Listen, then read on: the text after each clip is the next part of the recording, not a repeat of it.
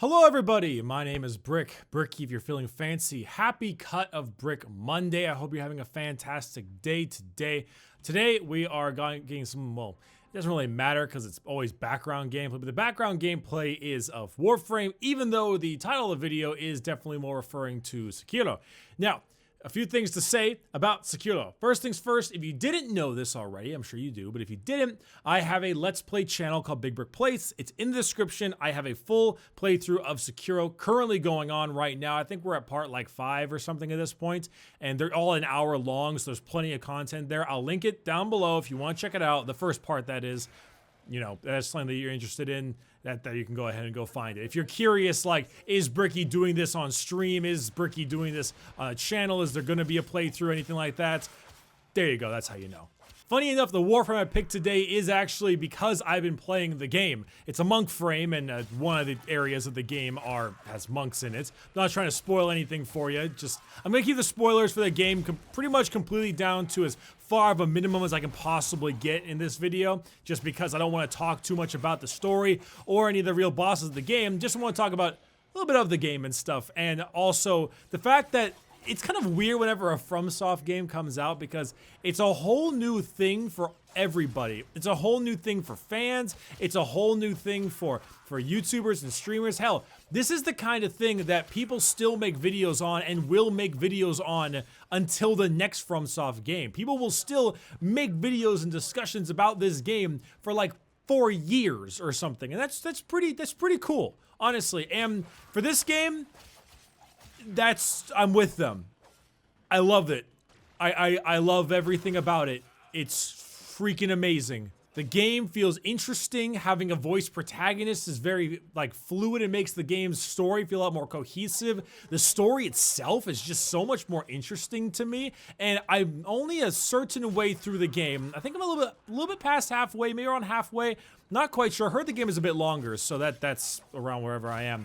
But I can already tell I'm about to get like punched in the feels, because the game as it's going on it's not a very happy game to begin with, but nothing like overly dark has happened. But this is like Miyazaki, all right? This is the demons of the man who created Dark Souls and Bloodborne, okay? There's no happy.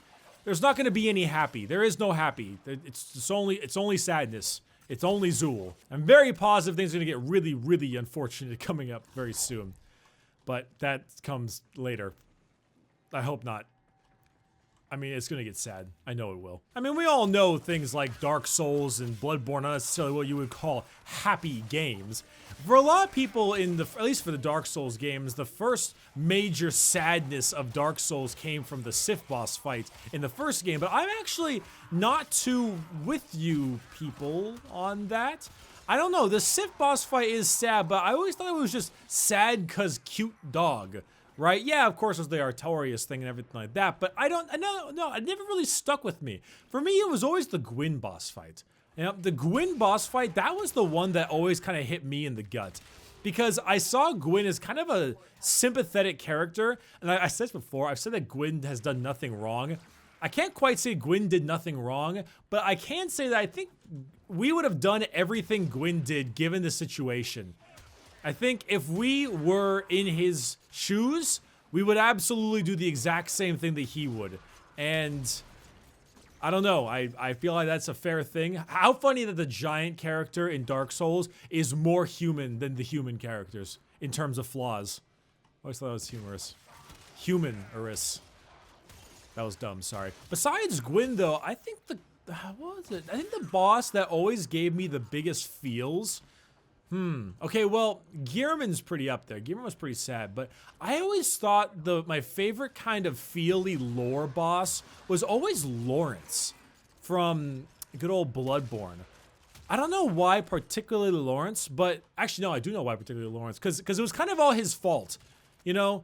Lawrence is kind of the reason everything went downhill in Bloodborne, and it's not one of those like he's not really to blame. I mean, he is to blame, but you can't really blame him too much because he did what probably plenty of other people would also have done in his particular situation.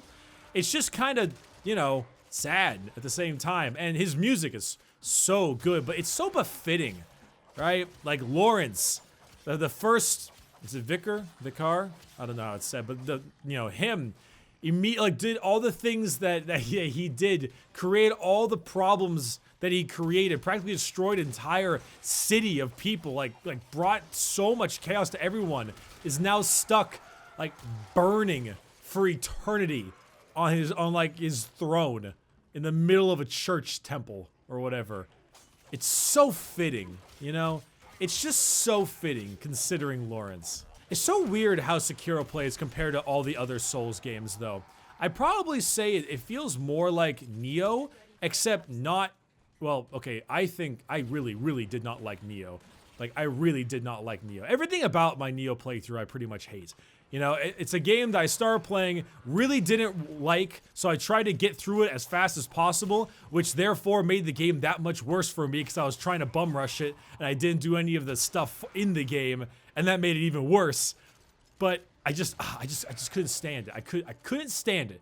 I don't think it's like a bad game or anything, but I could not be fucked to play, even get close to that game again. But funny enough, it feels more like Nioh in the gameplay style, but there's a lot of other reasons that make it a little bit different. Particularly, I like the fact that the game focuses a lot on deflection and posture, and also, even though you do die really, really fast, your deaths are far more, I guess, avoidable. You know, I've died a lot in Sekiro, a lot in that game, and I've lost a lot of money because of the goddamn thing, but at the same time, it also feels like most of my deaths, with the exception of a couple particular grab moves and terror build up. You know, what if God, you know, what if you were gonna want to go to heaven, but God was like a Lamau terror build up? You know, I don't really know why a lot of people enjoy or dislike Baruch. I heard a lot of people just don't enjoy Baruch very much. But I don't know. For me, I can't shoot. I can't shoot. Hello? I can't shoot. I can't melee. Okay, well, I was gonna say, I don't know, people don't like Baruch. He's actually seems really, really fun, and I'm having a great time, and his sound design is great. But now I can't fire anything, and I'm clicking all the buttons, and it's bad. Oh, well, it's all right. I've only got 27 seconds left. That's really awkward. But there are just so many factors in Sekiro that make it feel a lot more enjoyable. For instance, the lack of a stamina bar is surprisingly great. Now, I know back in the day, at least in Dark Souls, if you had no stamina bar, that just would mean R1 spam. That is kind of basically what you are doing for a large portion of the game, but it doesn't feel cheap, I guess, because you can't really R1 spam everything to death. You can R1 spam some very light mobs to death, but it doesn't really work a whole lot against everything else because they'll either counterattack you faster than you can R1 spam them to death, or more particularly, you just can't break the posture fast enough, and then or some other player or enemy or mob, not player, enemy or some kind of mob will come at you and take you down instead. Because fighting off multiple enemies at once is actually really hard in this game. There's a whole lot of things you gotta work with, and it's kind of tough. It's really kind of tough. This game is the hardest Dark Souls or FromSoft game I've played. It is. I would say this is harder than Bloodborne. This is harder than any of the Dark Souls games. It's definitely harder, but it's also because I do die more often, but I don't feel as cheesed? I don't feel as cheesed. Minus a couple grab moves. If you are curious, because as the playthrough is going on, and I'm sure you have this part isn't out yet, but if you are curious which bosses have given me the most trouble, I'll go ahead and do my best to say this without spoiling it. The bosses that give me the most difficulty are Lady Butterfly, which I think a lot of people can agree with. A giant monkey. Just saying that right there. And the last one that's been giving me the most difficulty has been a weird character, something like of the water, or like something the shape of water, or something like that. If you fought those people, you know who I'm talking about. The last one was weird, very much weird, but those are the ones that have been triggering me the most. Also, Snake Eyes. Snake Eyes are not fun. Honestly, a lot of the enemies in this game are not fun. I have to commemorate one thing, though. For a game with almost not exclusively, there's actually a lot of different kinds of enemies in this game, but for a game that has a very large amount of their enemies be humanoid-based characters, obviously, because this isn't like Dark Souls or something where there's just a shitload of skeletons or something. For a game that has a large amount of humanoid enemies, they do a great job at making the enemy variety very high, as well as the location variety.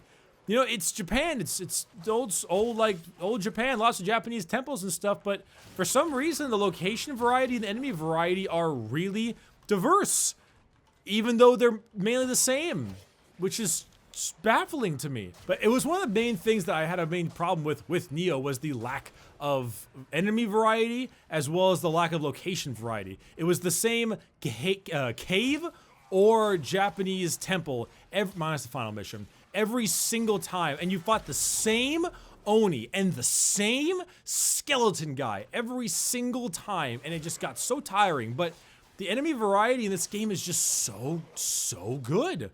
It's so good. I love it.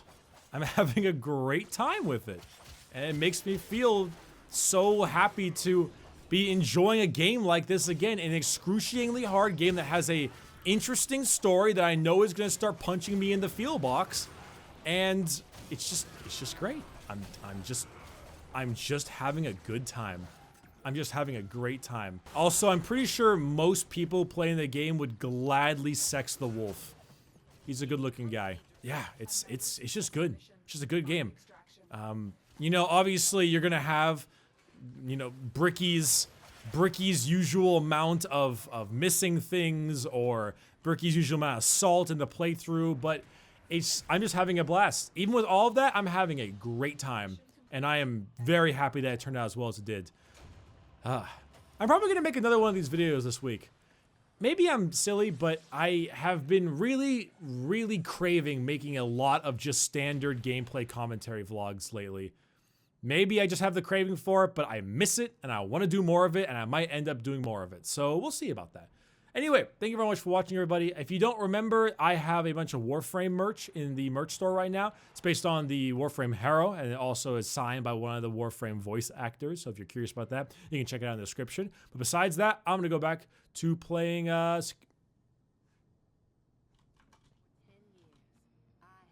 Going to go back to playing some more Sekiro. So yeah, bye-bye, everyone.